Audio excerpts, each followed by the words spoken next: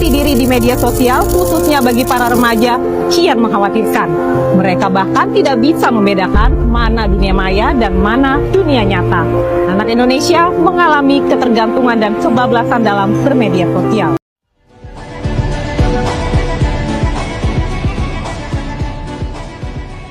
Apa yang akan kamu lakukan kalau misalnya kamu jadi seorang iblis dan mau menghancurkan generasi muda di Indonesia tanpa mereka tahu? Oke, langsung aja ya. Kalau secara hipotetis aku jadi iblis dan mau menghancurkan generasi muda tanpa mereka sadar, aku cuma bakal bikin mereka kecanduan hiburan sampai lupa tujuan hidup. Selalu terdistraksi biar gak pernah fokus lama. Pengen hasil cepat jadi gampang nyerah. Bandingin diri terus sampai minder dan gak mulai apa-apa. Ngerasa produktif padahal cuma sibuk. Takut gagal, jadi pilih aman dan biasa aja. Jauh dari nilai, disiplin, dan komunitas sehat. Intinya simple, bikin mereka nyaman, tapi nggak berkembang. Karena manusia jarang hancur karena satu kejadian besar, biasanya hancur pelan-pelan lewat kebiasaan kecil yang kelihatan normal. Kalau jujur ya, sekarang pun pola itu udah kelihatan. Data juga bahwa dari tahun 2013, data dari World Bank mengungkapkan hampir 25% anak Indonesia ini tidak aktif bermain di luar, alias dia lebih memilih bermain gawai begitu. Yang pemirsa, akibat bermain smartphone berlebihan, seorang bocah laki-laki berusia 6 tahun di Kabupaten Tanggamus, Lampung didiagnosa dokter mengalami gangguan syaraf atau bel. Di Indonesia anak-anak jadi rusak karena TikTok, tapi di Cina TikTok justru ngasih edukasi.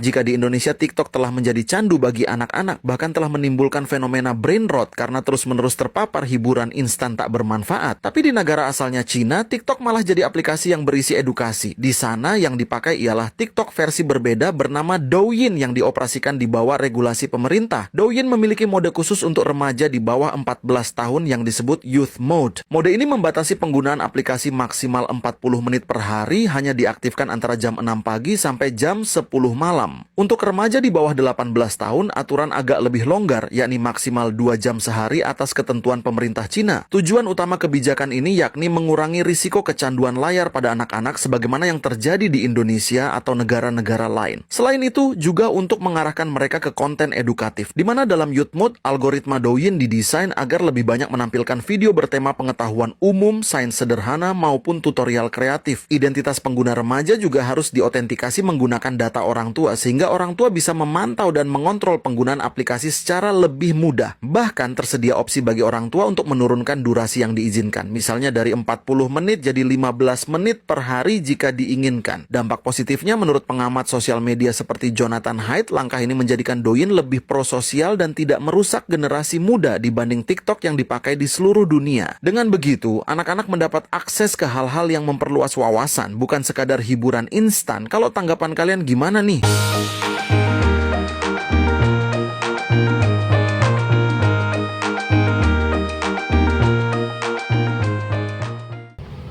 Assalamualaikum warahmatullahi wabarakatuh. Di sini kembali lagi bersama podcast kami. Kami dari kelompok 5 akan membawakan podcast terkait TikTok membentuk generasi muda. Sebenarnya itu peluang atau ancaman. Di sini saya Mahela Seva NPM 257333052 beserta narasumber saya Ica Hendrianti NPM 257333046. Saya Rizky Nur Salim NPM 2573363.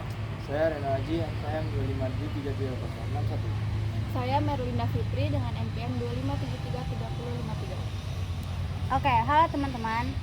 Selamat datang di podcast saya. Nah, hari ini kita akan membahas topik yang dekat banget dengan kehidupan remaja saat ini, yaitu tentang TikTok membentuk generasi muda. Sebenarnya itu peluang atau ancaman sih? Bersama saya sudah ada 4 narasumber. Halo semuanya. Hai. Oke, langsung aja. Menurut kalian TikTok itu lebih membawa dampak positif atau negatif sih? Menurut saya lebih banyak positif di TikTok. Kita bisa belajar banyak hal. Sekarang ada konten tentang pendidikan tipis, belajar bahasa asing, bahkan tutorial memasak dan bisnis. Kalau menurut saya kurang setuju, karena memang ada konten edukasi, tapi kenyataannya banyak orang yang membuka TikTok itu untuk hiburan. Akhirnya malah orang-orang banyak yang hanya men-scroll TikTok berjam-jam tanpa tujuan. Kalau menurut saya setuju dengan pendapat mereka berdua, karena kalau misalnya penggunaannya itu tergantung pada penggunaannya. Jadi kalau misalnya digunakan dengan bijak itu akan membawa dampak positif. Kalau misalnya digunakan dengan berlebihan itu mungkin bisa membawa dampak negatif. TikTok juga membantu banyak anak muda mengembangkan kreativitas. Banyak yang awalnya dikenal lalu bisa menunjukkan bakatnya dan bahkan mendapatkan penghasilan. Menarik nih. Tapi soal kecanduan TikTok, apakah itu benar-benar menjadi masalah di generasi muda ini? Menurut saya, banyak siswa yang lebih fokus untuk melihat TikTok daripada untuk belajar. Kadang niatnya cuma mau scroll beberapa menit, tapi ternyata kita bisa sampai berjam-jam atau bisa 1 hari men-scroll TikTok. Tapi bukankah itu langsung orangnya, kita tidak bisa menyalahkan aplikasinya saya saja. Kalau seorang bisa mengatur waktu, TikTok jatuh bisa menjadi sumber informasi yang bermanfaat. Saya rasa keduanya benar. TikTok itu memang dirancang agar penggunanya terus menonton. Karena itu pengguna harus memiliki kontrol diri yang baik. Selain kecanduan, saya juga melihat banyak tren di TikTok yang cepat menyebar. Ada yang positif, tapi ada juga yang kurang baik dan sering diikuti tanpa dipikirkan dampaknya. Nah, itu menarik.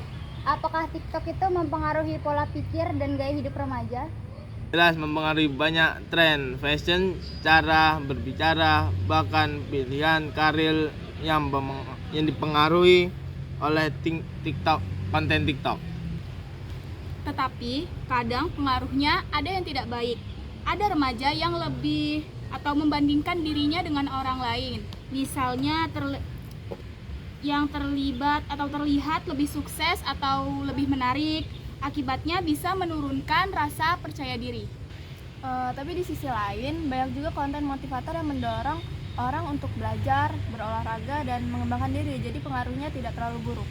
Saya setuju. Yang penting adalah kemampuan kita memilih konten. Algoritma TikTok biasanya menampilkan konten yang sering kita tonton. Jadi kalau kita sering melihat konten positif, yang muncul juga akan lebih banyak konten positif. Kalau begitu, apa yang bisa dilakukan generasi muda saat ini agar bisa memanfaatkan TikTok dengan baik? Membatasi waktu penggunaan agar tidak berlebihan. Tidak mudah percaya pada semua informasi yang ada.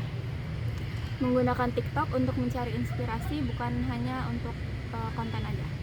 Dan yang paling penting, tetap fokus pada kehidupan nyata. Jangan sampai media sosial mengganggu sekolah, keluarga, atau pertemanan. Wah, diskusinya seru banget nih.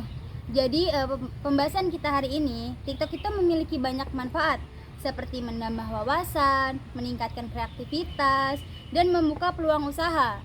Namun, TikTok juga itu memiliki resiko seperti kecanduan, penyebaran hoaks, dan tekanan sosial.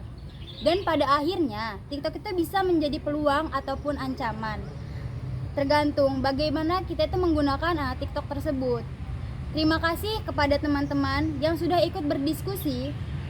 Dan terima kasih juga kepada pendengar yang sudah menyimak podcast ini. Sampai jumpa di episode selanjutnya. Kami dari kelompok 5 pamit undur diri. Kurang lebihnya kami mohon maaf. Kami akhiri. Wassalamualaikum warahmatullahi wabarakatuh. See you.